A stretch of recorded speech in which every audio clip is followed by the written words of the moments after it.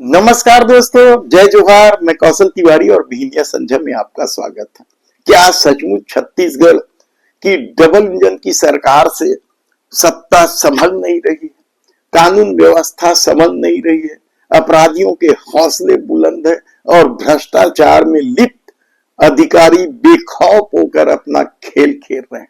ये बड़ा सवाल आज इसलिए हम उठा रहे हैं क्योंकि हम आज दो मामले आपके सामने रखेंगे जो साफ साफ संकेत दे रहा है कि इस छत्तीसगढ़ में सरकार किस तरीके से चल रही है और उनके मंत्री किस तरीके के खेल खेल रहे हैं।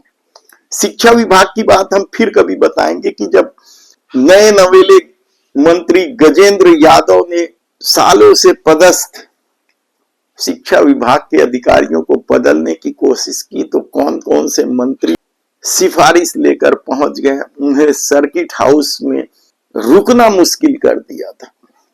लेकिन आज हम सरकार के दो ऐसे मामले बता रहे हैं जो एक गुंडागर्दी को संकेत करता है, अपराधियों के हौसले बुलंदी को संकेत कर कि वानगी है तो भ्रष्टाचार में लिप्त लोगों के किस तरीके का खेल है उसकी वानगी है। शुरुआत गुंडागर्दी से ही कर देते हैं। ज्यादा दिन नहीं बीते हैं, रेत माफियाओं की मारपीट को लेकर कितने ही सवाल उठे थे, गुंडागर्दी को लेकर कितने ही सवाल उठे थे।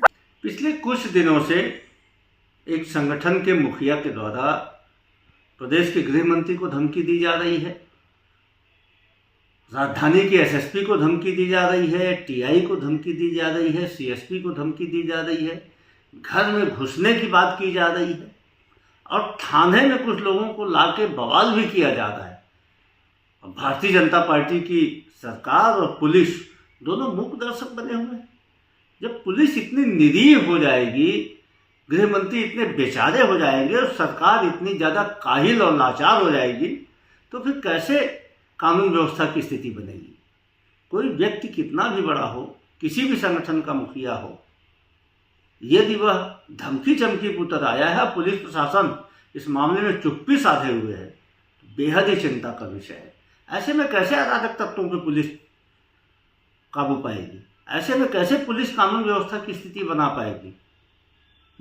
मुख्यमंत्री जी, आपके गृह मंत्री इतने बेचारे साबित हो रहे हैं तो उनको बदल क्यों नहीं देते? ये राजधानी के एसएसपी को धमकी दी जा रही, घर में घुसने की बात की जा रही है और सरकार मौन है।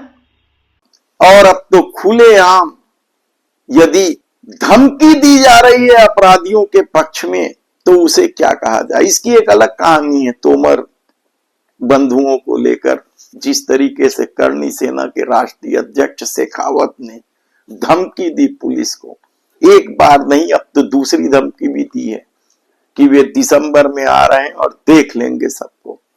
हालांकि इस पर गृह मंत्री विजय शर्मा ने कड़ा रूप जरूर अख्तियार किया है। शेखावत के खिलाफ एफआईआर दर्ज हो गई है। आज हम बात कर रहे हैं रेत माफिया का नहीं, कोल माफिया का नहीं, बल्कि बात कर रहे हैं वन माफियाओं का। जंगल काटे जा रहे हैं, ये खबर किसी से छिपी नहीं है। अडानी वाला नहीं, माफियाओं के द्वारा। अडानी को तो सरकार संरक्षण दे के कटवा रही है, हम आज माफियाओं की बात कर रहे हैं। मामला कोरबा जिले का है, जहां जोगीपाली गांव के जंगल में वन कर्मियों को निर्वस्त्र करके पीटा गया और अभी तक आरोपी फरार है। मामला जोगीपाली गांव का है। 15 नवंबर की घटना है ये। 3 वन कर्मियों की ड्यूटी लगी थी हाथियों को लेकर। हाथी उत्पात मचा रहे हैं, जंगल कट रहे हैं, हाथी शहर की तरफ, गांव की तरफ आ रहे हैं, तो उनकी निगरानी के लिए 3 लोगों की ड्यूटी लगी। और इन जब 3 कर्मियों को, चमरूराम राठिया, गजाधर सिंह राठिया नाम है इन तीनों कर्मचारियों के, वन कर्मचारियों के, जब पता चला कि जंगल काटे जा रहे हैं, पेड़ कट रहा है, वे मौके पर पहुंचते हैं। वहां वे देखते हैं कि 8-10 लोग पेड़ काटकर ट्रैक्टर में भर रहे हैं। वे जब इस बारे में सवाल जवाब करते हैं तो मामला बिगड़ जाता है और इन तीनों की न केवल जमकर पिटाई की जाती बल्कि इन्हें गाड़ी में डालकर गांव लाया जाता है। गांव में भी जमकर पिटाई की जाती है। पिटाई के दौरान एक वनकर्मी जब भागने लगता है इनकी पकड़ से छूटकर, तो उन्हें दौड़ा कर पकड़ा जाता है और उसे नंगा कर दिया जाता है, निर्वस्त्र कर दिया जाता है, खूब पिटाई होती है। जैसे तैसे वे लोग जब पुलिस थाना पहुंचते हैं, FIR करते हैं, तो जिन आरोपियों के नाम सामने आए उसमें मनाराम पटेल, अंकुश पटेल सहित 8, 10, 12 लोग हैं। पुलिस कार्रवाई नहीं कर रही अभी तक। इसे लेकर DFO प्रेमलता यादव ने भी पुलिस पर दबाव बनाया है। उन्हें फोन करना पड़ गया कि उनके वन कर्मचारियों के साथ मारपीट करने वालों की गिरफ्तारी तो करो, लेकिन यदि सत्ता का संरक्षण, सुपर CM का संरक्षण हो तो फिर आसानी से गिरफ्तारी नहीं होगी।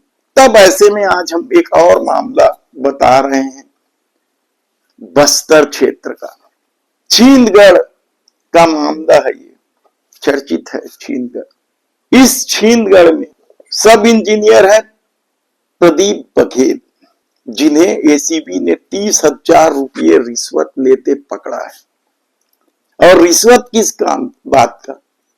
पंचायतों में जो काम होते हैं उसका खुलेआम वे 5% कमीशन मांगते रहे, तभी बिल स्वीकृत होता था। उस क्षेत्र के सचिव बेहद परेशान हैं। एक नहीं जिसने शिकायत की, बल्कि कई सचिव परेशान हैं। कई लोग तो दे देते हैं, लेकिन इस मामले में एक सचिव ने पैसा देने से मना कर दिया और फिर ACB को शिकायत कर दिया। सचिव उनके घर पहुंचे पैसा देने। इसी दौरान इस प्रदीप बघेल नामक सब इंजीनियर को रंगे हाथ पकड़ लिया गया। ये चल रहा है भ्रष्टाचारियों को उल्टा लटका देने का दावा कर सत्ता में आई सरकार के साथ। समझिए आप दोनों मामला, यानी न तो माफियाओं की दादागिरी रुक रही है और न ही भ्रष्ट अधिकारियों में इस सत्ता को लेकर कोई खौफ है। लगातार रायपुर राजधानी और छत्तीसगढ़ में एक अलग माफिया काम कर रहा है। भारतीय जनता पार्टी की डबल इंजन की सरकार है। आखिर ये ड्रग्स आ कहां से रहा है? मैं समझता हूं भारतीय जनता पार्टी की सरकार के संरक्षण में माफिया लगातार इस प्रदेश के युवा पीढ़ी, इस प्रदेश के छात्रों को नशे के गिरफ्त में लेते जा रहे हैं। राजस्थान, पंजाब, ओडिशा, ये तमाम वो जगह है जहां भारतीय जनता पार्टी की सरकार है, और छत्तीसगढ़ में धड़ल्ले से ड्रग्स आ रहा है। भारतीय जनता पार्टी की सरकार इसको रोकने में नाकामयाब है। यहाँ की पुलिस प्रशासन, यहाँ का शासन, मैं समझता हूँ अपने आप में पूरे लोग इसमें इन्वॉल्व हैं, और इसीलिए इतनी मात्रा में ड्रग्स यहाँ पर मिल रही है। चाहे रायपुर के VIP रोड की बात करें, ढाबों में, रेस्टोरेंटों में, अब धड़ल्ले से ये ड्रग्स बिक रहा है। कहीं ना कहीं भारतीय जनता पार्टी के संरक्षण में ये तमाम काम हो रहा है, जहां छत्तीसगढ़ के भविष्य और नौनिहालों को अंधेरे में ढकेलने का काम और ड्रग्स की लपेट में ढकेलने का काम किया जा रहा है। धन्यवाद।